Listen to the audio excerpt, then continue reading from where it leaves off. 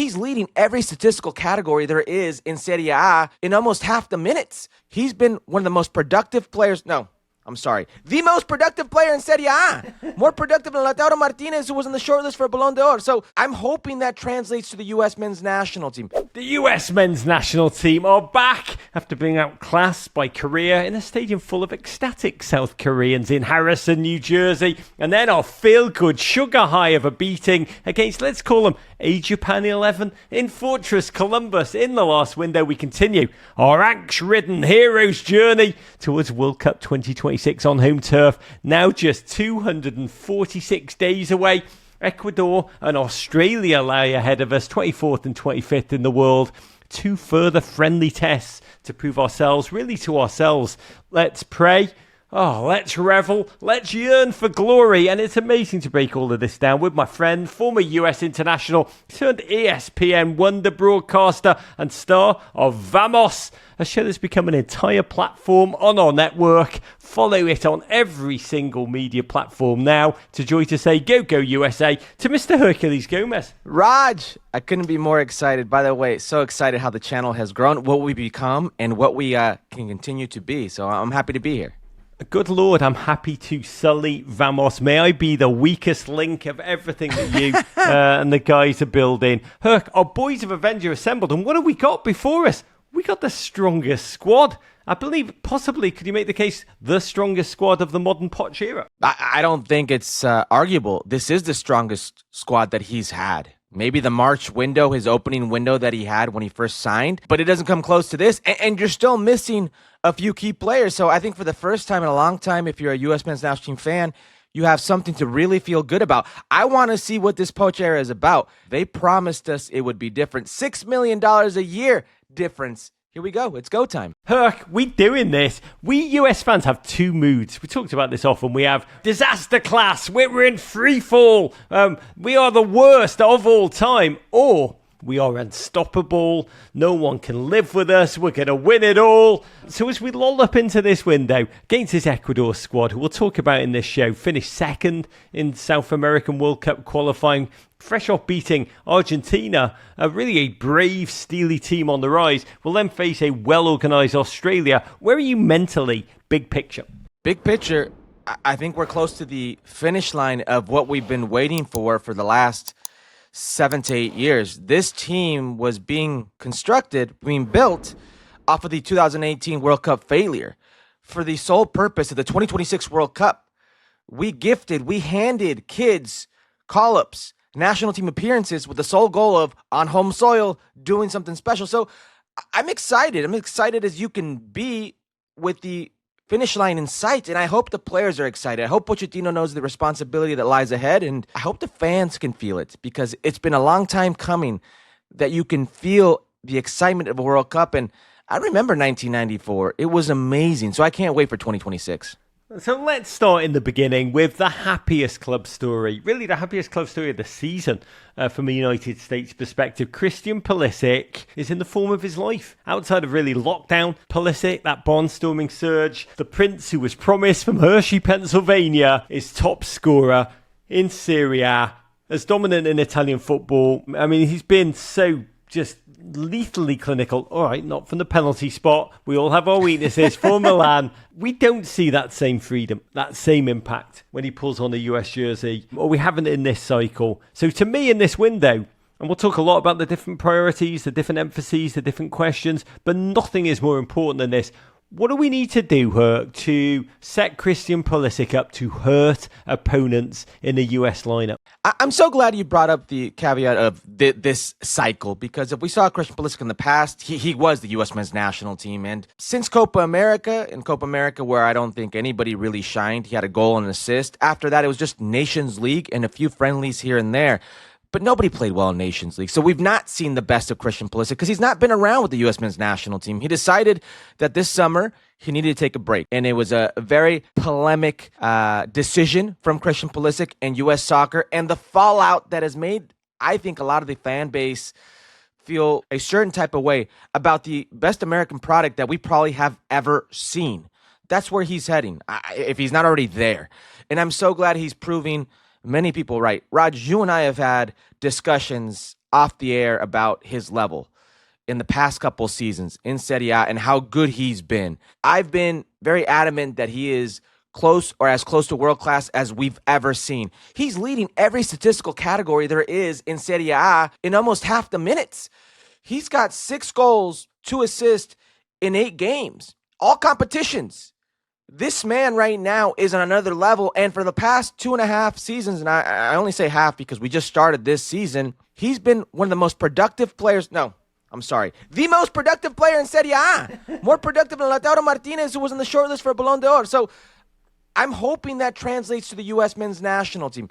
I'm hoping, because I know Christian Pulisic can do it. He's proven it with countless managers, different types of tactical setups, different types of formations, different types of positions, different types of ask of him, that he can be productive. So I see no reason why, with Mauricio Pochettino being the focal point, he can't do the same.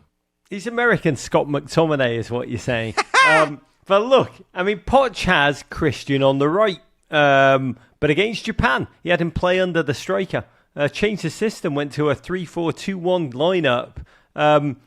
We know Christian thrives when he has the space, the freedom to run at opponents. In that game, he created a goal with a flourish. 3 at the back. Is that it for you, Herc? What do we need to do, and where does he need to play so that he can lead us? So it's not it for me, as in this is set in stone. We can't confuse formations and tactical setups with this is the coach and who he is. Let's fit that in. This is a national team. It isn't a club team. You can't go out and get the players you need for a certain formation, a certain style, a certain tactical scheme. You have to cater that with what you have. So if at the point in time, the player pool demands 3 center backs, because that's the way you need to play with set players, you do that.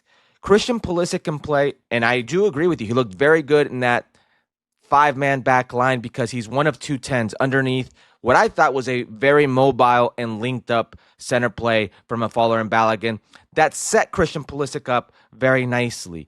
But he can play anywhere. And if we're talking about what really suits these players, well, maybe 3 center backs at this point in time does suit the setup. You've got center backs who are, some of them very good passing center backs, some of them very athletic, and most importantly, out in the wings, you've got a few players that you know can be very special. An Anthony Robinson on the left-hand side, a Serginho Dest, and I'm talking big picture. I'm talking big picture. Right now, there is no Serginho Dest. You have a Freeman. He plays that way anyways. He can man the right-hand side. But you've got good central players that are dual threats, box-to-box, and you got special players underneath. Christian Pulisic, we've already said it, how special he is. Alejandro Sendejas is coming into his own. And as good as Christian Pulisic has been in the Serie A in the past 2+ years, Alejandro Sendejas has been that good in Liga MX for 2.5 years. He's been that type of player for one of the biggest clubs in this side of the hemisphere. So you do have the personnel at this moment, this player pool, to play that type of way. So God bless Zendejas and Godspeed to Christian. But let's look at the squad big picture for a moment. There's 2 things going on. Poch is both trying to work out the depth chart, the personnel, and at the same time, it's quite clear he's attempting to create a cultural change for the entire squad. He told us last camp that would be the last one in which there was open auditioning. There's a lot fewer MLS players in this squad, but we should start to look at who's here and who's not. And we should start to take it very, very seriously. Weston McKennie is back. So's Brendan Aronson. Big camp for him. Lyon's Tanner Tessman had a strong start to the season in France. He returns. Also, Middlesbrough's young warrior, Aidan Morris. We talked about him being a shocking absence last camp. He's back in. James Sands returns to the US camp for the first time under Pochettino. Incredible to see. I think the most important player not named Christian Pulisic back, Anthony Robinson. Not quite fit. I think he's played the full 90 just once this season for Fulham. Beautiful to see Cameron Carter-Vickers back from exile. We'll talk about Haji Wright in a moment, but let's start with the striker position. I feel like every international break window, we talk about the same question first on repeat. Who will score the goals? Who will be on number 9? Herc, Flo Balogun has to be the leader in the clubhouse right now, right? Brooklyn born, London bred, back from injury, feeling dangerous for Monaco, looking good off the bench against Korea, and scored that second goal in a 2-0 win over Japan. I think it was his first goal since the Gold Cup. And this is incredible. His first ever start under Mauricio Pochettino. How do you handicap it? It's interesting because if we're going off the eye test of what we last saw with the U.S. men's national team, Folarin Balogun has pole position. It's his to lose with the players in camp. But if we're going off being the hottest striker out with this club team, he may be the coldest. He lost his starting position in Monaco. He's been coming off the bench. He did draw a PK. Thoughts and prayers out to Moises Bombita, who took the brunt of that right there, broke his tibia, his leg. He did have some good moments, but he's been pretty cold for club. But we can't ignore, Raj, what we saw, especially with Christian Pulisic, how comfortable they look with each other.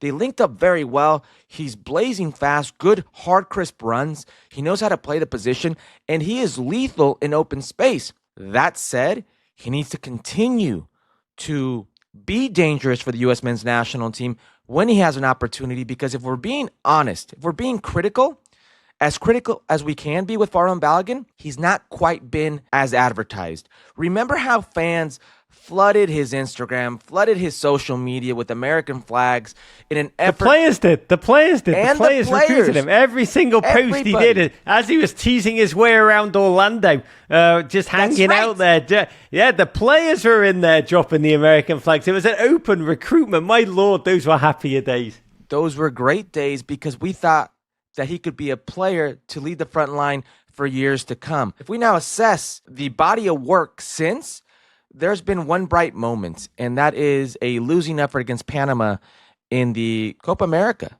One of the most humiliating moments in U.S. men's national team history. That's been the silver lining of the Folarin Balogun era. So he's a player that offers you distinct things, certain things that other players maybe don't offer you, but he's not quite put it together in a U.S. shirt. So Folarin Balogun right now is in a position because there is no Ricardo Pepi, players who have had that equity where he can say, hey, I'm the last guy to make you feel good about this position, because that's the last time, this last window or the last September window where we felt good about the 9 position. He can remind people he's still here.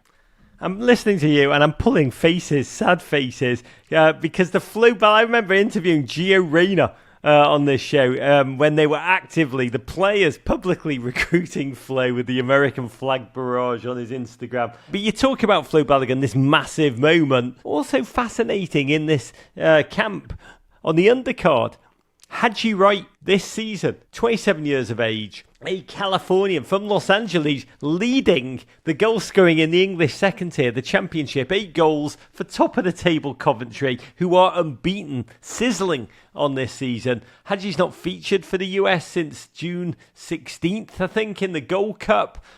Often been kind of given the super sub mantle. Come on, 15, 20 minutes to go, use your speed, try and be a difference maker. But he has not been a cameo for Coventry. He's been the man for Frank Lampard and that club this season. What do you see in his game? And can you make the case for Haji to be on number 1, number 9? I can easily make the case. Let me tell you what I see first in his game. He's more confident. I don't know what Frank Lampard has done, but he's made Haji a more confident central player, and it's oozing out of him. You can see the type of goals he's scoring. He's a player who's very interesting in the profile. He's got the speed, athleticism to play the line, yet he has the link-up play to be a player that can easily very well get along with somebody like a Christian Pulisic or anybody else playing underneath. And he's also, if I'm being honest, been a little bit disrespected. People forget, since Brian McBride, he's the only 9 to score in a World Cup. It's crazy. And when you've needed him, he's come out and he's been there for the U.S. men's national team.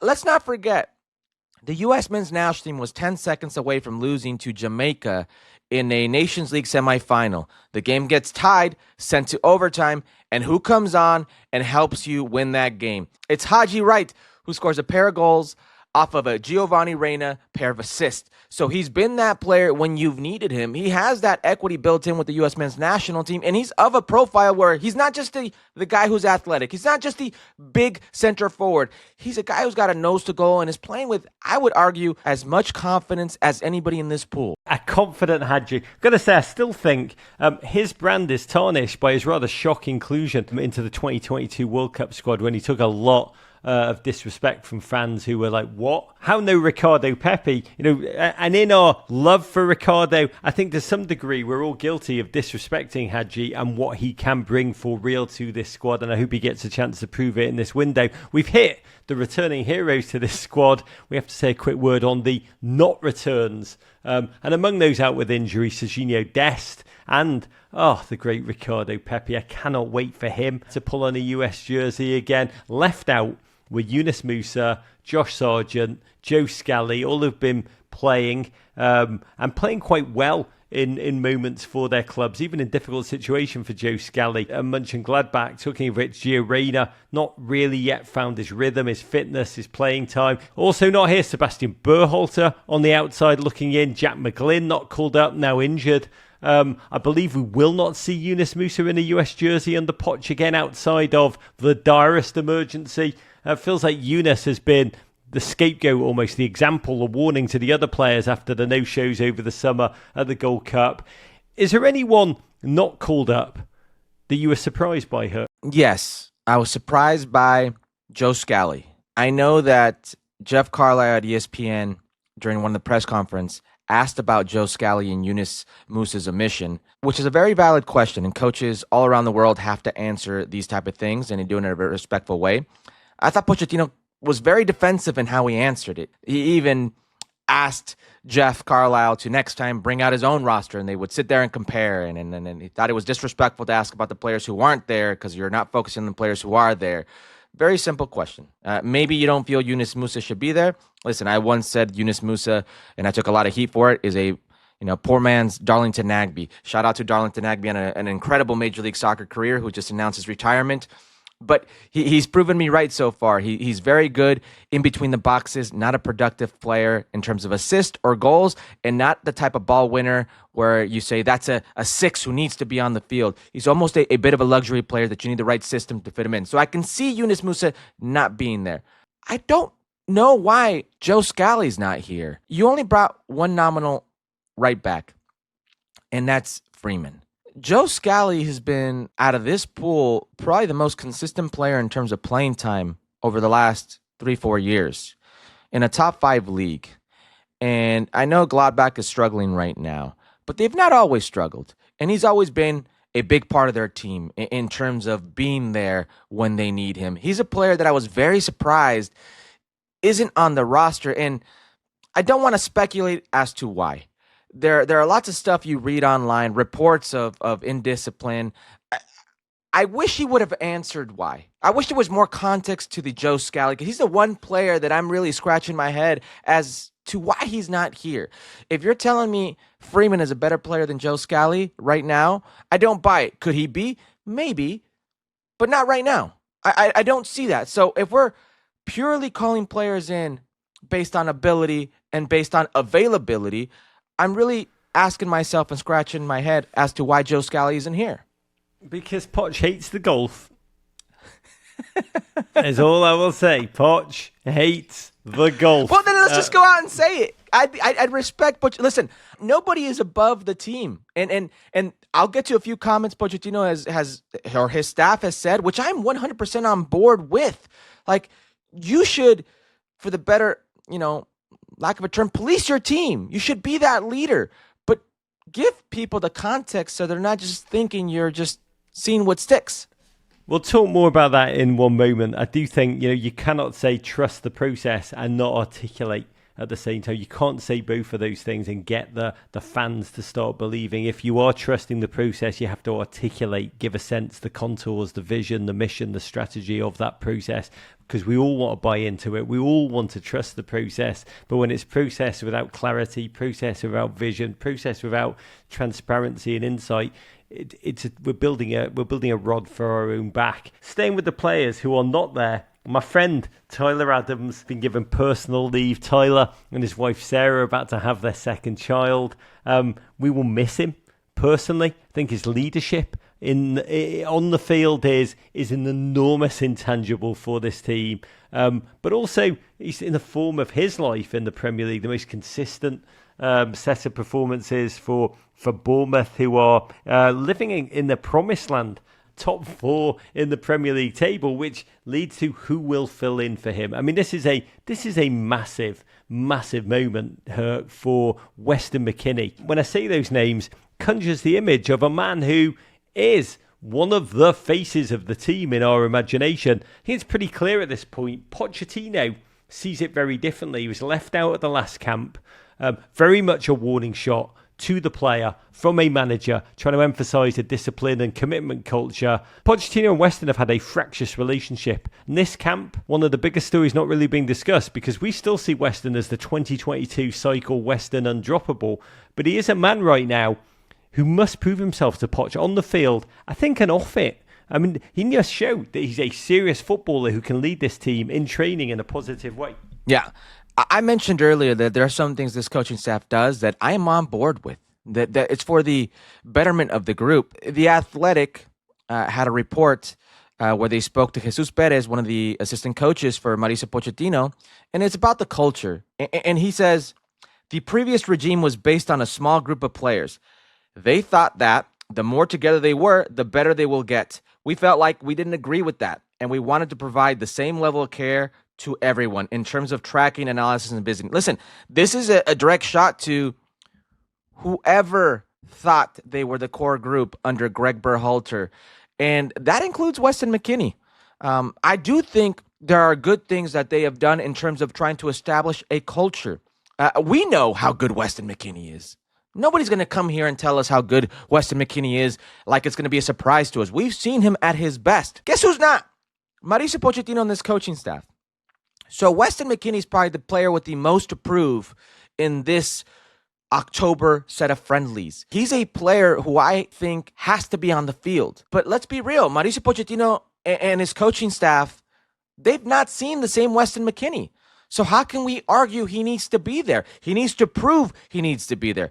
We know how good he is. He needs to show the staff how good he is. Who'll replace Tyler then? Who is this a massive opportunity for in the American midfield? Christian Roldan called up again. Spent time with him last week in Seattle. Not met him before. What an astonishingly great human being he is. You have Malik Tillman back, McKennie, Tessman. Who just start and why? Whether it's Greg Berhalter, whether it's Anthony Hudson, BJ Callahan, and now Mauricio Pochettino and staff have all loved Christian Roldan. They've all appreciated Christian Roldan. So that tells you something about the player.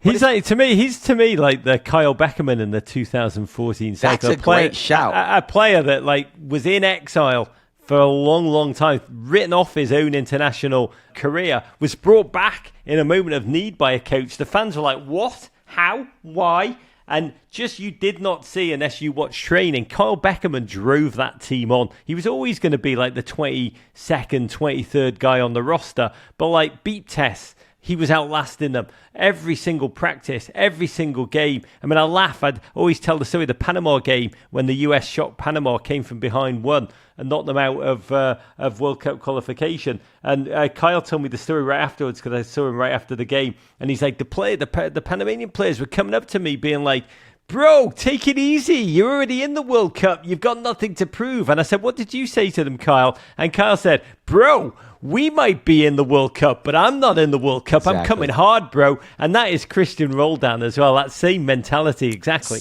Same mentality. Kyle was my teammate for the Copa America in 2007, and also briefly on the Colorado Rapids. I can attest to his work ethic and quality. Funny story is, 2010, you mentioned he was exiled. 2010, I make it to the World Cup team without playing a single minute or a single appearance in that cycle.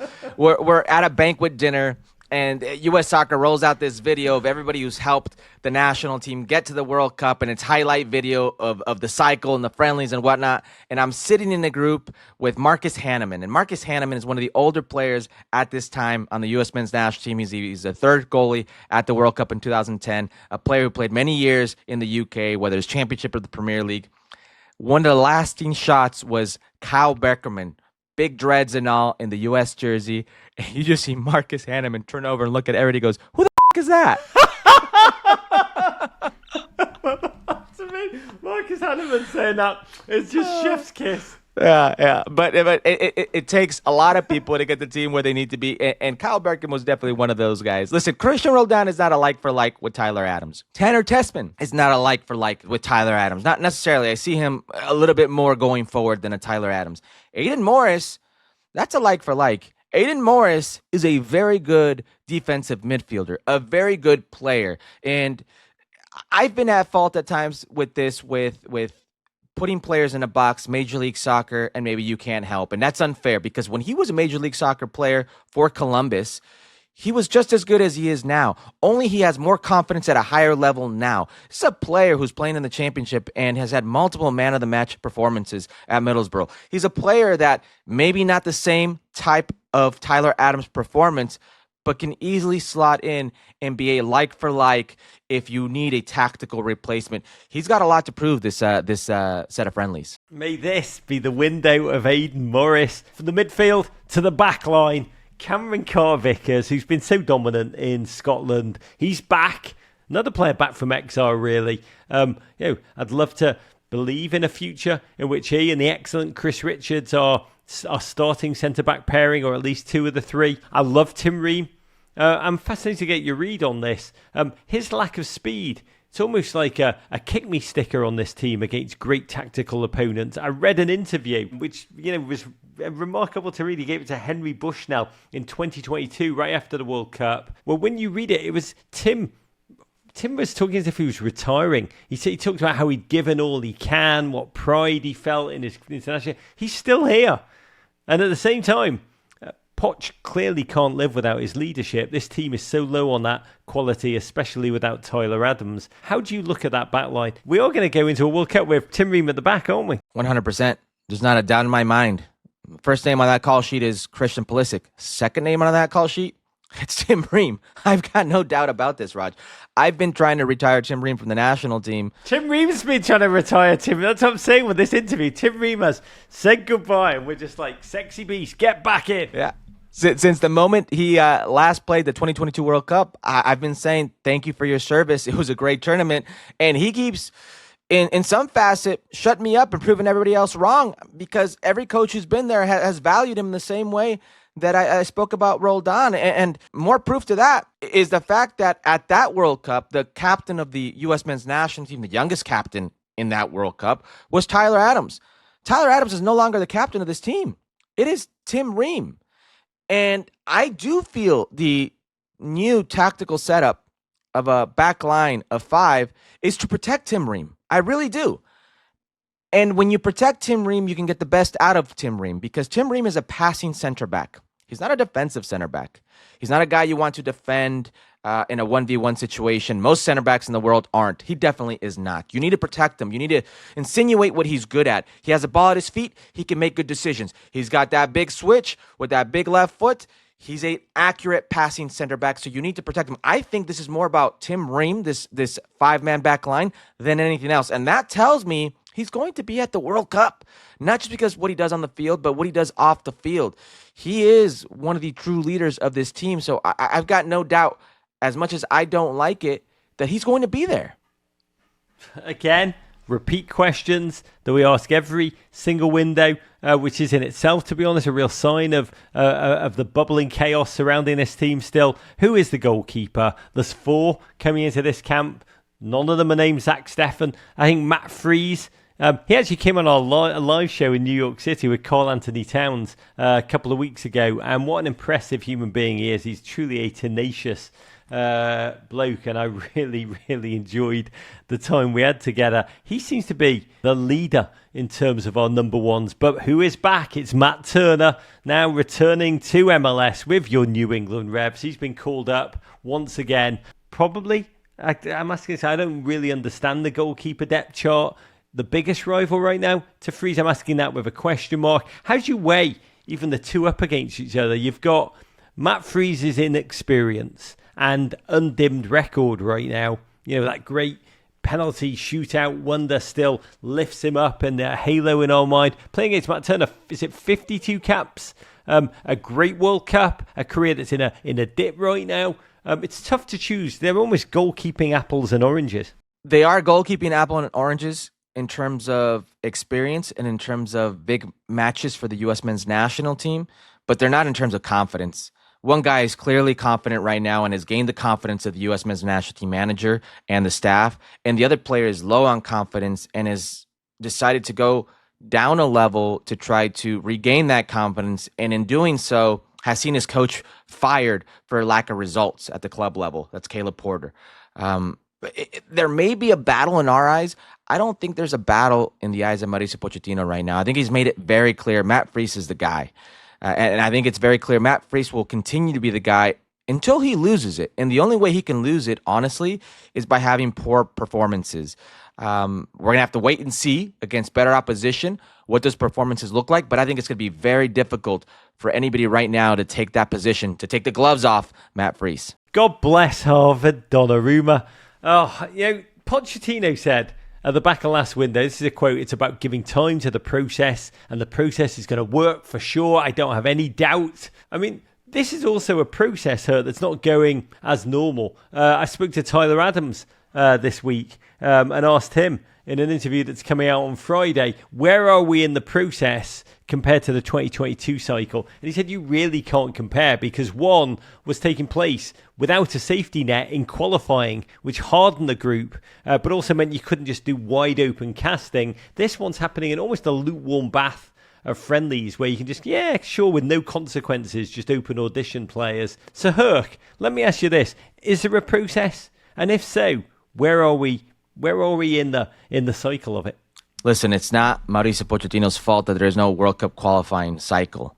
It's not his fault that he can't battle harden some of those players in very difficult settings. If we recall, the last World Cup cycle for the U.S. men's national team wasn't exactly very good on the road.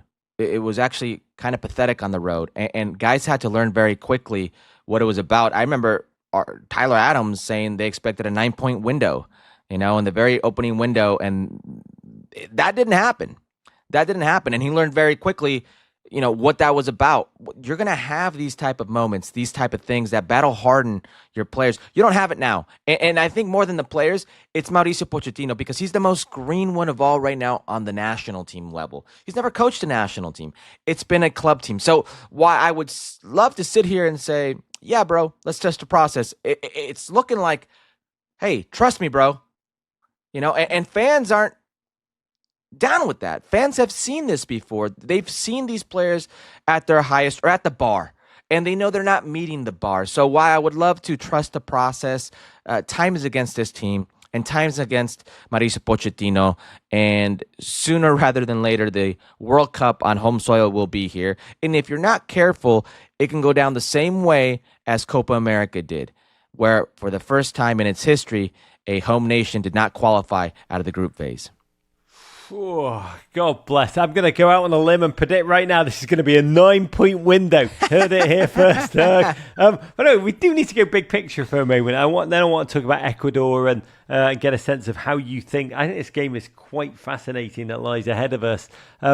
But let's get back to the wheels within wheels nature of this camp, because as fans, we do focus, we're almost like terriers. We sink our teeth into the depth chart. The player's in, the player's not here. But Pochettino is very clear that he's also engaged in cultural change. The brotherhood, the warm vibes, the golf obsession of the Greg Berhalter regime, which are accused by many to a blurred into a sense of players kind of coasting, acting self-indulgently as if their places were theirs by right. I mean, we're in a process clearly of transforming to a tougher love, kind of colder, harder culture, summed up by the fact that Berhalter, who's kind of very much like, the wise the unk who tries to prove he's cool, look at my sneakers, guys, that kind of guy. He was in their lives. He was in their texts. He was sending them video footage. He was visiting these players. He was going across Europe, talking up his sneaker game, collecting the Starbucks mugs. To them, he's been replaced by a gent who, to quote the New York Times, never calls players to explain roster decisions, nor does he communicate with them much, if at all, between camps. Radio silence. Poch said this: the players don't need to know. When asked why he doesn't explain his squad decisions, deep down he believes they should already know why they were worthy or unworthy, and that they should be, quote, desperate to perform, to grind, to convince us to call again. That's pretty old school international management, to be candid. For most of these US players, it's going to be some adjustment, like leaving the warm, comfy sauna of the Greg Berhalter days and having to immediately jump into that icy cold kind of plunge pool. Last cycle was all about deep bonds. This one, as a player, can you describe the difference? Listen, stepdad's a little colder than daddy, right? It's a big difference they're going to have to find out here. Is Mauricio Pochettino is your caretaker. He's not your friend. He's your manager. This is a job. Greg Berhalter maybe felt the need because a lot of these kids, A, are kids, and B, had never played for the U.S. men's national team. So they didn't have that veteran experience. They didn't have to deal with the Tim Howards of the world, the Carlos Bocanegras, the Steve Cherundolo's, the Jay Demerits, the Gucci Onweyus, the Landon Donovans, the Clint Dempseys, the Michael Bradleys. They were there together in a Lord of the Flies mentality. So you needed more of a father figure, which is why a lot of these players went to bat for Greg Berhalter in the second term with U.S. Soccer. They spoke on his behalf to U.S. Soccer. So I understand the bond that was built there by Greg Berhalter, and hats off to Greg Berhalter for establishing a culture and a brotherhood where they felt they had to fight and they pertained to something significant. But Mauricio Pochettino is, I wouldn't say old school.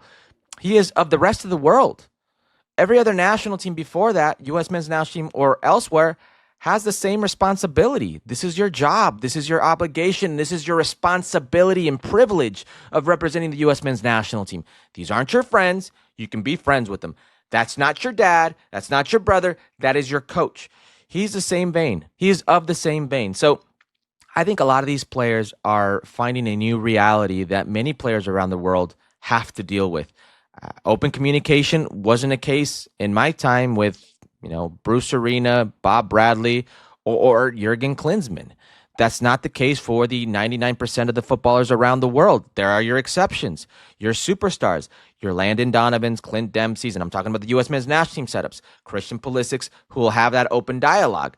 For the rest of the mortals, it's business as usual. So I wouldn't stress too much on the non-communication or the culture with the coaching staff. I would stress more on doing your job because this goes so quickly. And you could find yourself in a position like a Giovanni Reyna where it's here today, gone tomorrow. So you should make the most of it. Let's get to the actual games themselves. First up, Ecuador, then Australia. Let's focus on the Ecuador game at the Q2 Stadium in Austin, Texas. It's going to be some test. I mean, Friday night, we are going to face a courageous, aggressive, fast opponent and beaten in their, 11 games? Accumulated 13 clean sheets in 18 matches in qualifying. They've gone, this is incredible, 450 minutes without conceding a goal. And yes, they're going to be without some key players, so we can breathe a little bit. They're without Chelsea's peerless brawler, Moises Caicedo, Arsenal's defender, Piero Hincapié, Gonzalo Plata of Flamengo also out. The coach, Sebastian Becachese, will be able to give players who haven't had so many opportunities a chance for playing time. But they do have talent there. PSG's William Pacho, Milan's Purvis Estupiñán